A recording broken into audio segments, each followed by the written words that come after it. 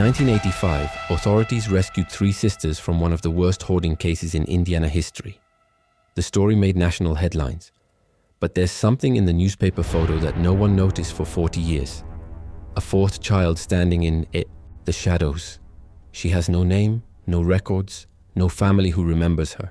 But DNA evidence just proved she was real. Before we begin, don't forget to subscribe for more mysteries that time couldn't bury. This is the story of the girl who was erased, and how we brought her back to light. The morning of August 14th, 1985 started like any other in rural Floyd County, Indiana. The sun was already beating down hard by 7 a.m. and the humidity hung thick in the air like a wet blanket. But by noon, this quiet farming community would be thrust into the national spotlight.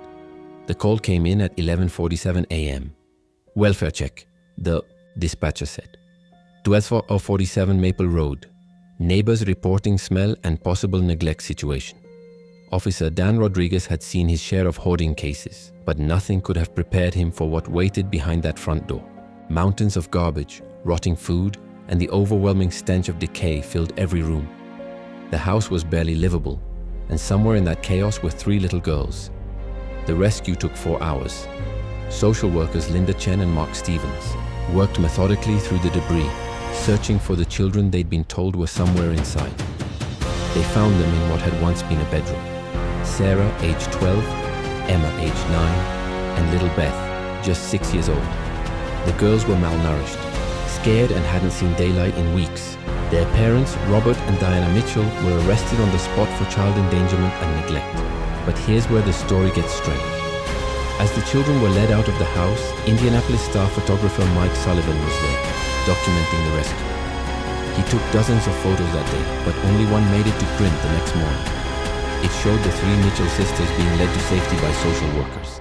The photo ran in newspapers across the country. It became the face of child neglect in America. Those three little girls became symbols of survival. But Mike Sullivan kept all his photos from that day. And when he died in 2019, his estate donated his entire archive to the Indiana Historical Society.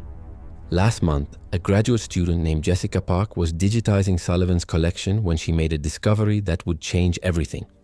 In the original unedited photographs from that rescue, there wasn't just three children being led from the house. There were four. Standing in the doorway behind the others was another girl, maybe 8 years old, with long dark hair and bare feet.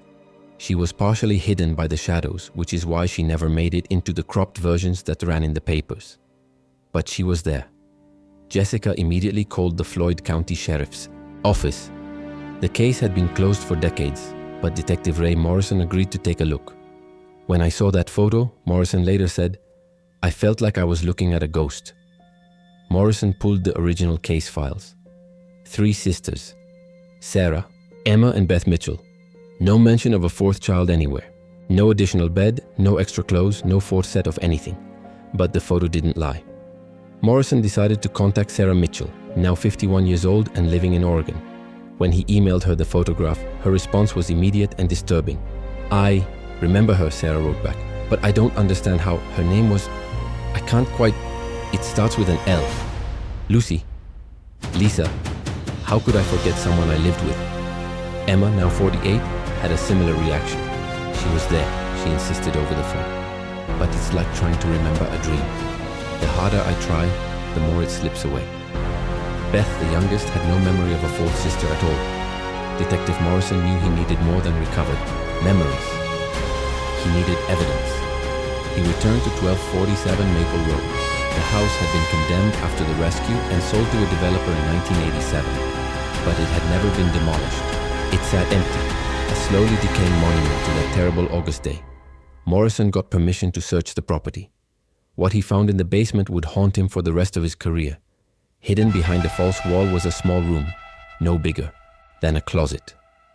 Inside were a child's belongings, clothes, toys, a handmade doll. And scratched into the wooden wall, barely visible, were the words, "My name is Lily. I was here too." But there was something else. Hair caught on a nail in the wall. Long, dark hair that perfectly matched the girl in the photograph. The DNA testing took 6 weeks. When the results came back, they confirmed what Morrison already suspected. The Hair belonged to a biological sibling of the Mitchell sisters. Lily Mitchell had existed. She had lived in that house. She had been rescued along with her sisters. And then she had simply disappeared. Morrison dug deeper. He interviewed the original social workers, the police officers, even the EMTs who were there that day. Most had retired or passed away. But those who remained all said the same thing. They only remembered 3 children. Linda Chen, the social worker who led the rescue, was troubled by the revelation. "I've been doing this for 40 years," she said. "I would never forget a child. But when I look at that photo, there's a part of me that recognizes her face." The breakthrough came when Morrison found something that had been overlooked for decades, a handwritten intake form from the children's temporary foster placement. At the bottom, in faded pencil, someone had written, "4 children placed, L. Mitchell, special circumstances, see attached." But there was no attachment. That page was missing from the file.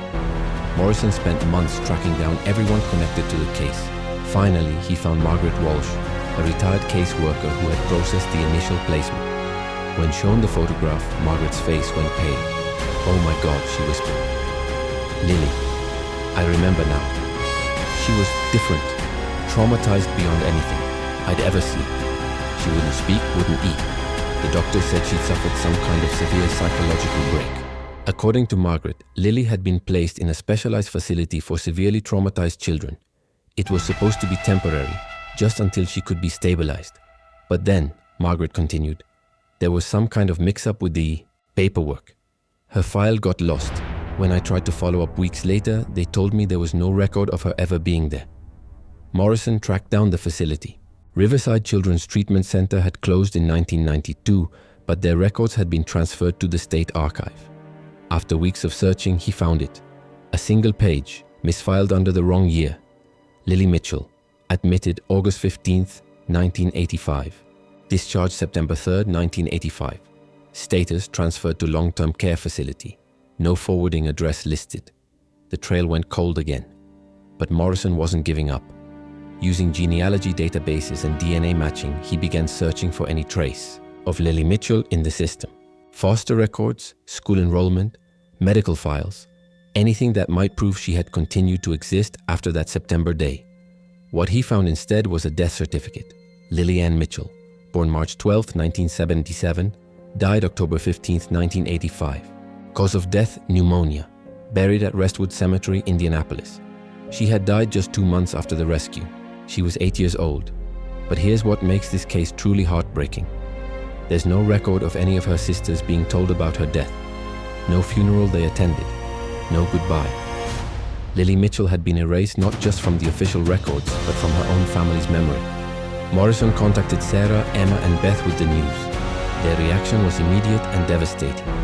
All 3 sisters broke down, not just from grief, but from the realization that they had somehow forgotten their own sister. How do you forget? Someone you shared a room with? Sarah asked through tears. How do you forget someone you loved? Trauma experts say it's possible. In cases of severe abuse and neglect, children's brains can suppress memories as a survival mechanism. But usually some trace remains. The fact that all 3 sisters have virtually no memory of Lily suggests something more deliberate. Dr. Patricia Wells, a specialist in childhood trauma, believes the sisters may have been systematically conditioned to forget.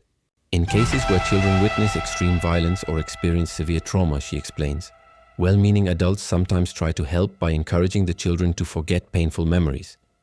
But they don't realize they might be erasing happy memories too. Today, the 3 Mitchell sisters visit Lily's grave together every month. They've placed a new headstone with her photo, the same photo that brought her back to light after 40 years. Sarah has started a foundation called the Fourth Sister Project, dedicated to tracking down missing children who may have fallen through the cracks of the system.